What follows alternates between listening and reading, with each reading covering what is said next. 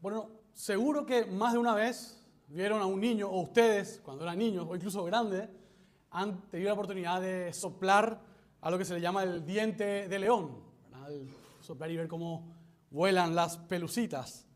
Con el viento vemos como que eso se está destruyendo. Pero sin embargo está ocurriendo todo lo contrario. Ese viento, ese soplido, lo que está haciendo es dispersar las esporas para que eso vuelva a caer a kilómetros a veces del lugar y generar nueva vida. Si esas esporas y esas semillas quizás tuviesen conciencia, dirían: no, me están destruyendo, era tan bonita. Pero es necesario que esto ocurra y que terminen lejos a veces de su jardín, en un lugar quizás inseguro para ellas, para que puedan seguir creciendo lejos del árbol o la planta madre de donde vienen. Y hoy vamos a ver una historia sobre la dispersión y cómo esa dispersión terrible termina generando algo grandioso. Vamos a ver una iglesia que pensaba que estaba siendo destruida por el viento de la persecución, cuando en realidad era Dios que estaba usando ese mismo viento para invadir a todas las naciones. Así que teniendo esto en mente, les invito a que abran sus Biblias y vamos a dar lectura al pasaje de esta mañana. Ahora bien, los que habían sido esparcidos a causa de la persecución que hubo con motivo de Esteban, llegaron hasta Fenicia, Chipre y Antioquía, no hablando la palabra a nadie sino a los judíos. Pero había algunos de ellos, hombres de Chipre y de Cirene, los cuales al llegar a Antioquía hablaban también a los griegos, anunciando el evangelio del Señor Jesús. Y la mano del Señor estaba con ellos, y un gran número creyó y se convirtió al Señor. Cuando llegó la noticia de esto a oídos de la iglesia que estaba en Jerusalén, enviaron a Bernabé a Antioquía. Cuando llegó y vio la gracia de Dios, se regocijó y exhortaba a todos a que con propósito de corazón permanecieran fieles al Señor. Porque era un hombre bueno, lleno del Espíritu Santo y de fe. Y una gran multitud fue agregada al Señor. Después partió para Tarso a buscar a Saulo. Y cuando lo encontró, lo trajo a Antioquía. Y se reunieron con la iglesia por un año entero y enseñaban a mucha gente. Y a los discípulos se les llamó cristianos por primera vez en Antioquía. En aquellos días, unos profetas descendieron de Jerusalén a Antioquía. Uno de ellos, llamado Agabo, levantándose, daba a entender por el Espíritu que habría una gran hambre en toda la tierra habitada. Esto ocurrió durante el reinado de Claudio. Entonces, los discípulos, cada uno conforme a lo que tenía, decidieron enviar ayuda a los hermanos que habitaban en Judea, y lo cual también hicieron, enviándola a los hermanos por medio de Bernabé y Saulo. Queridos hermanos, hasta aquí la palabra de Dios, que llega a nosotros de manera perfecta, inspirada por su Espíritu Santo. Siempre, por favor, recibámoslo así. Es la palabra de Dios. Les invito a orar. Señor, te damos gracias, porque tu plan es infinitamente más grande que nuestras crisis. Te damos gracias, Señor, porque hoy al mirar la historia de Antioquía, nos ayuda a remover nuestra ceguera espiritual para que podamos ver tu mano moviéndose en nuestro mundo.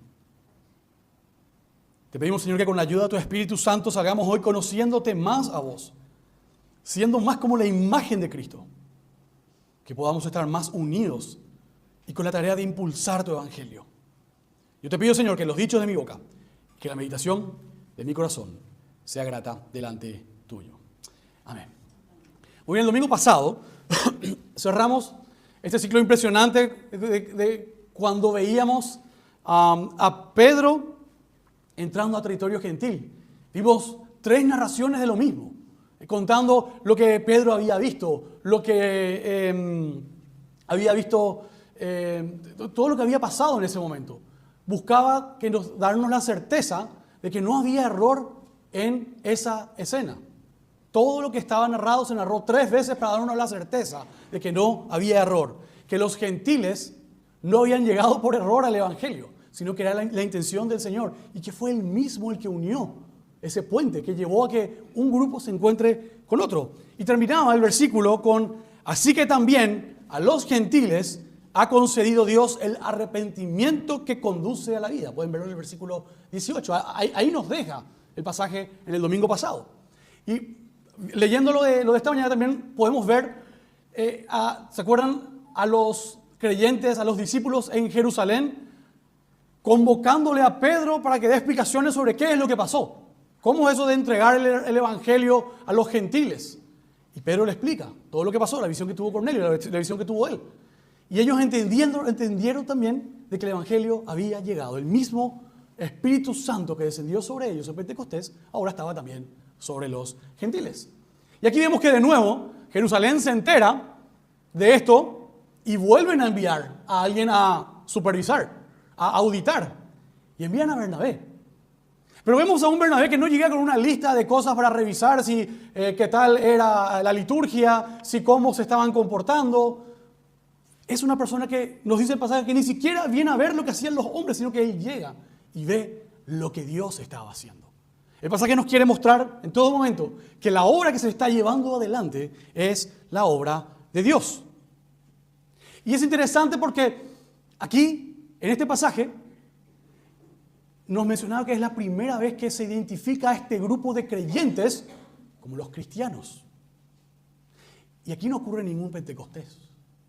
Aquí no ocurre ninguna caída del Espíritu Santo de una manera visible, con fuego, con lenguas. Sin embargo, vemos señales que hacen que todo el mundo pueda identificar de que estas son personas distintas. Y este es el verdadero patrón que la Biblia nos quiere enseñar que nosotros debemos perseguir. No buscar la caída del fuego, no el don de lenguas, sino buscar estas características que nos puedan reconocer. Que a cada uno de nosotros, cuando nos quieran describir, nos puedan describir con este tipo de características. Que digan Charlie el cristiano. Y no que digan Charlie el mecha corta. O que digan Charlie el enojón. Queridos hermanos, ¿cómo te describirían a vos, los que te ven? ¿Cuál es la descripción que pondrían acerca de tu persona? ¿Creen que la descripción que darían sería una descripción que glorifique al Señor?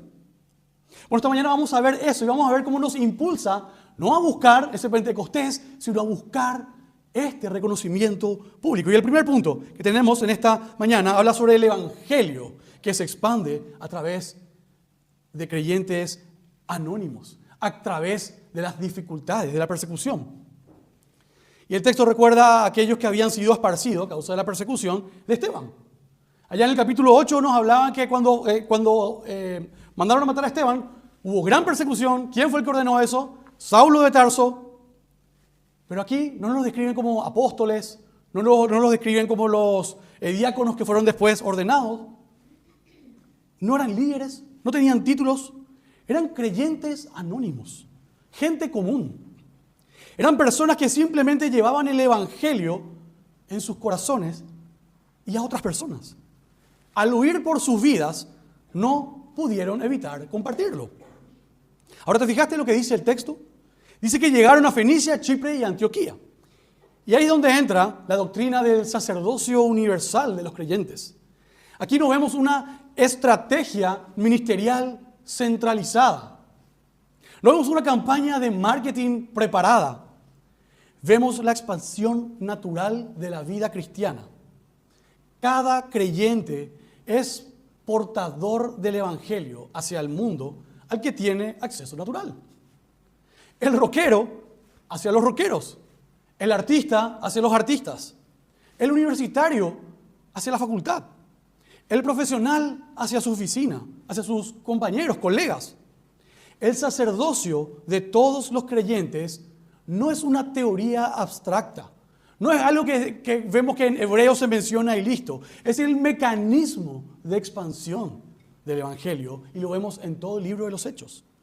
Estos hombres no esperaron una orden de Jerusalén para hablarle a los griegos. Ellos simplemente vivían su fe en el entorno donde Dios los puso.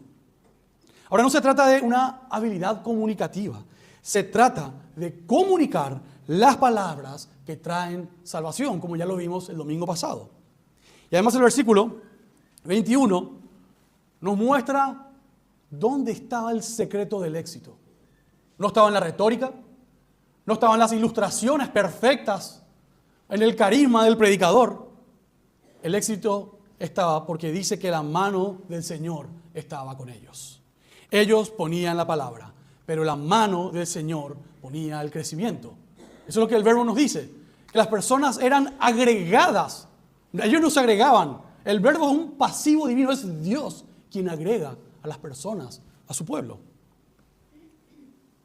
Queridos hermanos, tienen que recordar esto. Sí, es cierto que la mano del Señor es el que lleva adelante la obra. Sí, es cierto que el Señor es el que va a agregar a cada persona a su iglesia. Pero sí, también es cierto que cada uno de nosotros tenemos el llamado a predicar a los nuestros. Y el texto es interesante porque al comienzo nos dice que los que salieron de Jerusalén solo predicaban a los judíos que estaban en las diferentes ciudades. Predicaban como a los suyos.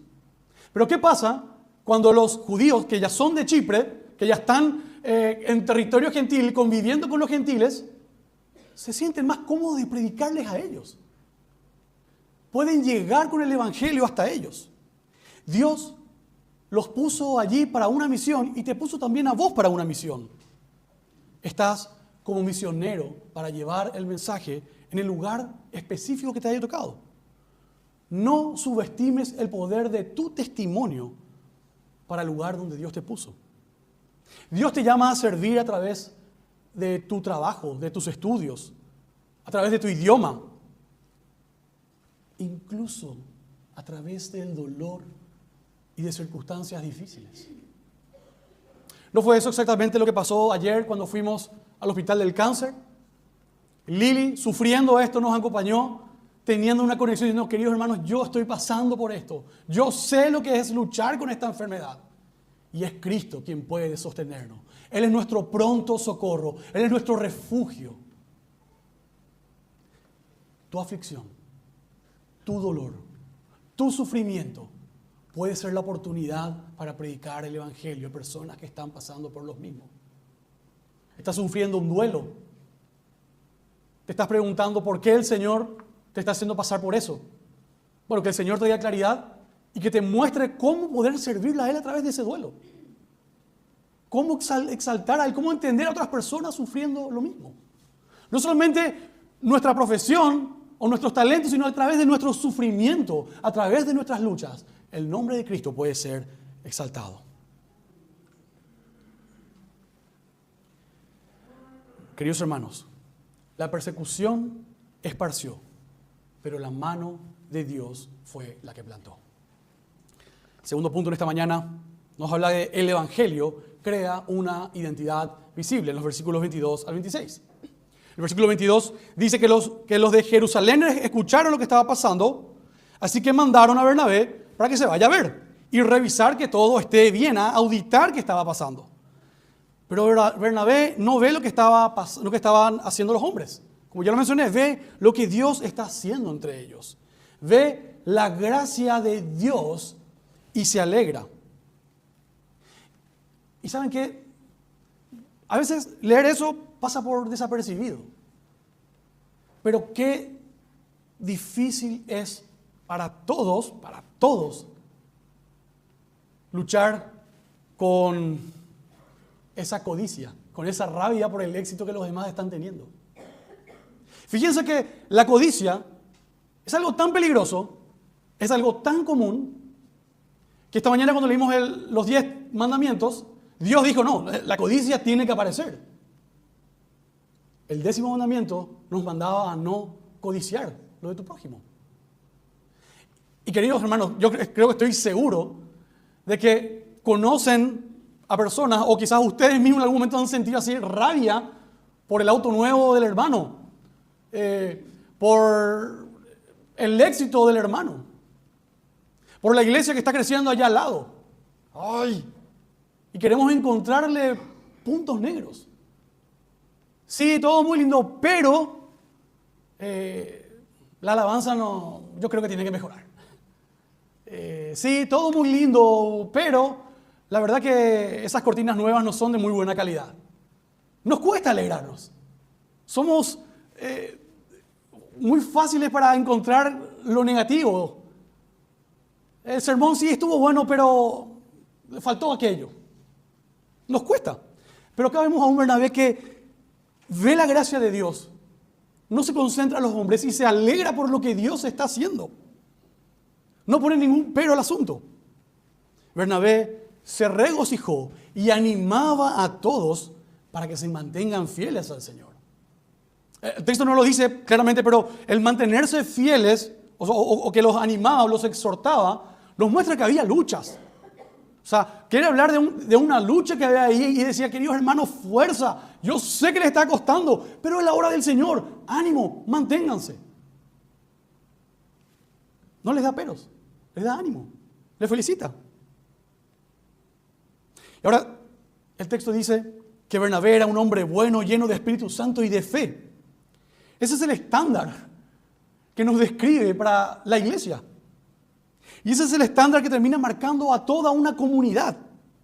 Su ejemplo, su comportamiento hicieron que sean ellos notoriamente distintos a los demás. Se diferenciaban del resto y eso los llevó a ser etiquetados como los cristianos. Ahora, ese no es un título que ellos mismos se hayan puesto. No es un título que ellos decían, nosotros somos los cristianos. De hecho, los comentaristas están de acuerdo en decir que era una etiqueta despectiva. Dice el texto que se les llamaba a ellos. No surgía de ellos, los demás le decían, los cristianos. Era de manera despectiva. Los que creen, los que siguen al Mesías. No tenían manera de identificarlo por una clase social. No podían decir los esclavos, no podían decir la monarquía, no podían decir los negros, los de color, los orientales. Lo único que los unía, lo único en común que tenían para este grupo de personas era que se caracterizaban por ser seguidores del Mesías, seguidores del Cristo. Pero podemos ver que eso no es algo de un día para otro. El texto dice claramente que Bernabé y Saulo se reunieron con la iglesia por todo un año y enseñaban a multitudes. Y hay algo sumamente interesante aquí. Primero, cuando te envían a vos, Bernabé, para ver qué está pasando en la iglesia, uno encuentra una iglesia espectacular en Antioquía, digo, ojo, qué lindo ministerio, yo acá me quedo. Esta es la mía. Pero eso no fue lo que hizo Bernabé. Él encontró una persona mejor preparada que él para llevar adelante la obra. Y fíjense la manera en que Dios trabaja. El texto comienza diciendo que estos son las personas que fueron dispersados cuando habían martirizado a Esteban. Cuando Saulo de Tarso dio la orden de matarlo y de perseguir a los cristianos. Y aquí, ¿a quién va a buscar Bernabé? Dice que va a buscar. Y es interesante porque, no quiero entrar en mucho tecnicismo, pero es interesante ver que el verbo que utiliza en el idioma original no es buscar ya sé dónde está, pasame mi herramienta que dejé ahí. Demuestra un esfuerzo. Demuestra que dijo, Saulo de Tarso es la persona para esto. ¿Dónde está? Vamos a buscarlo. No tengo ni idea, vamos a buscarlo. Que se esforzó por buscar a Saulo de Tarso. Y decirle, Saulo querido, todos estos que están acá son los que vos dispersaste. Todos estos que están acá son los que corrían de vos. Y ahora quiero que vos vengas a trabajar con ellos. Quiero restaurar el sufrimiento que vos causaste y que ahora traigas verdadero conocimiento para ellos. Quiero que seas de bendición para esta familia, para esta iglesia. Qué manera hermosa de rescatar, de invertir lo que parecía crisis, que en realidad todo estaba en las manos de Dios, bajo su control. Querida iglesia, te vuelvo a hacer la pregunta que hice al comienzo. Si el mundo te observa durante un año, ¿qué etiqueta te pondría? ¿Somos identificables como seguidores de Cristo en nuestra forma de tratar al prójimo? ¿En cómo manejamos por las calles de Asunción? ¿En cómo manejamos nuestro estrés, nuestro enojo? ¿En cómo hablamos con las personas que nos rodean, que están en nuestro servicio, con nuestros hijos, con nuestra esposa. Si no nos puede distinguir del mundo, es porque quizás no somos del Cristo que estamos predicando. Es común ver a paraguayos que luego de estar varios años viviendo en la Argentina, empiezan a adoptar su acento, las modas, los gestos, hasta ya toman tereré con jugo. Vivieron tanto tiempo en ese contexto, bajo esa cultura, que terminaron hablando, caminando y reaccionando como argentinos, cuando no lo son. Ese es el llamado que nosotros tenemos. No empaparnos del mundo y vivir como el mundo, sino empaparnos del pueblo del Señor. Fíjense que el texto habla claramente que se reunían en la asamblea, que se juntaban ellos como iglesia para enseñar, para aprender, para compartir. Y para poder contagiarse y ser reconocibles como tal. ¿Qué etiqueta te pondrían a vos? La identidad cristiana no se declara con palabras, se reconoce por el parecido con Cristo. Tercer punto, vemos que el Evangelio une y se expresa con generosidad. Y aquí llegamos a la prueba de fuego de la iglesia de Antioquía. Su examen final, su examinación, no fue un cuestionario de doctrina, no era una confesión de fe. Su examen final era ver sus bolsillos. Cuando supieron que sus hermanos en Judea pasarían hambre, los gentiles enviaron ayuda. Los que antes estaban separados por muros, ahora estaban unidos en el sufrimiento, en las luchas, en el sacrificio. Y el texto que leímos esta mañana en Efesios 2 es lo que explica cómo estos dos pueblos han sido acercados y hoy son uno. Y nos dice que aquello que los une es la sangre de Cristo. Dice el texto, pero ahora, en Cristo Jesús, ustedes que en otros tiempos estaban lejos, han sido acercados por la sangre de Cristo. Versículo 13, el 14. Porque Él mismo es nuestra paz y de ambos pueblos hizo uno, derribando la pared intermedia de separación. No termina ahí. Continúa el 15 diciendo, poniendo fin a la enemistad en su carne, la ley de los mandamientos expresados en ordenanzas, para crear en Él mismo, de los dos, un nuevo hombre, estableciendo así la paz y para reconciliar con Dios a los dos en un cuerpo por medio de la cruz. Queridos hermanos, lo que estamos leyendo en esta mañana, ver la actitud de la iglesia de Antioquía, es la confirmación de que la obra de Cristo fue perfecta, de que su muerte fue suficiente, de que cumplió con lo que era necesario. Y hoy dos pueblos que estaban separados pueden estar unidos. Y fíjense qué tipo de unidad, porque no busca relacionar con ese unánime. ¿Se acuerdan cuántas veces en Hechos 2 hablaba de una iglesia que unánime? Bueno, la generosidad de Antioquía no era solamente una ayuda humanitaria, es la evidencia física de que esos muros estaban quebrados ahora y que ellos buscaban una unidad. Porque se acuerdan que en Hechos 2 decía que no había necesitados entre ellos porque todos los de la iglesia ponían sus bienes a disposición para satisfacer aquellas necesidades. Eran un pueblo unánime. Y ahora, la iglesia gentil de Antioquía está mostrando esa unidad, uniéndose también a ellos en eso, aportando para las necesidades. Ellos entendieron que si Cristo dio todo por nosotros, por sus enemigos, ¿cómo nosotros no vamos a ser también generosos con los demás? A aquellos que Él también ha rescatado. ¿Te fijaste lo que dice el texto? Dice que cada uno dio conforme a lo que tenía. No fue una ley que los exigió un porcentaje bajo amenaza. Fue la respuesta natural de un corazón que ha sido alcanzado por la gracia de Dios. La religión habla mucho, pero el Evangelio da y da con generosidad.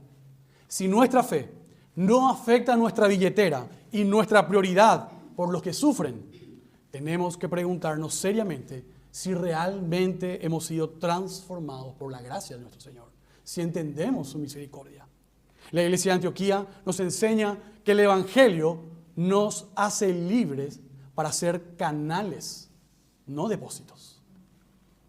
La generosidad que cruza fronteras es la evidencia más concreta de que el Evangelio de Cristo es real. El Evangelio siempre avanza, que era el primer punto. El Evangelio forma características visibles, que era el segundo punto. El Evangelio nos une, que era el tercer punto. Antioquía fue el laboratorio de Dios para demostrar lo que hace un evangelio sin barreras. Quizás hoy estás acá y te sentís como los gentiles antes de este pasaje, afuera, separado, como que no encajás, como que no te sentís parte de esto, separados de Dios. Quiero decirte que este mismo pasaje nos enseña que ese Cristo que derrumbó las paredes que dividían a los gentiles, a nosotros de Dios, es también el que derrumba cualquier cosa que pueda separarte de Él. Y te llama hoy a rendirte ante Él, a que no te quedes afuera.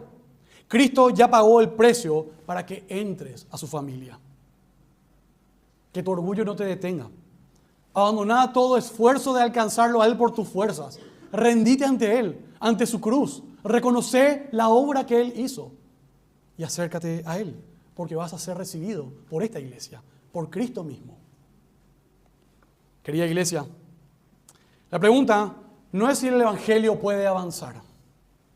La mano del Señor nos asegura de que sí será, que va a avanzar. La pregunta es si estás dispuesto a ser vos un instrumento para que su Evangelio avance. Quiero dejarte con 3 preguntas esta mañana. ¿A qué mundo tenés acceso hoy en tu dispersión que otros no tienen, en los que puedas llegar? ¿Te dio el Señor algún don, algún talento, alguna profesión, algún grupo, algún sufrimiento, alguna lucha que pueda ser la oportunidad de expandir el Evangelio? La siguiente pregunta es: si el mundo te observa esta semana, ¿qué nombre te pondría? ¿Qué etiqueta te pondría? ¿Ven en vos a alguien que pertenece a Cristo? Y tercero, ¿a qué frontera te está llamando Dios a cruzar con tu generosidad? ¿Qué es aquello que el Señor te dio, que te pide también que pongas a disposición de quienes lo necesitan? Es impresionante cómo podemos servir con cosas que no tenemos idea. Con cosas que para nosotros está ahí de desperdicio, puede ser de bendición para alguien y puede ser una oportunidad para entregar el Evangelio. No lo desperdiciemos. Les invito a orar para que el Señor nos ayude a reconocer estas necesidades, nos ayude a llevar su Evangelio y a poder ser nosotros reconocidos como cristianos delante de los demás. Padre nuestro, te damos gracias por tu mano soberana que gobierna nuestra historia. Queremos ser, Señor, como esta iglesia de Antioquía. Una iglesia que reconoce tu gracia. Una comunidad que refleja tu identidad. Y un pueblo que une a otros a través de la generosidad. Úsanos, Señor, para que el mundo vea en nosotros que pertenecemos a Cristo. Que podamos ser luz, no para alumbrarnos a nosotros, sino para mostrarte a ti. En el nombre de Jesús oramos. Amén.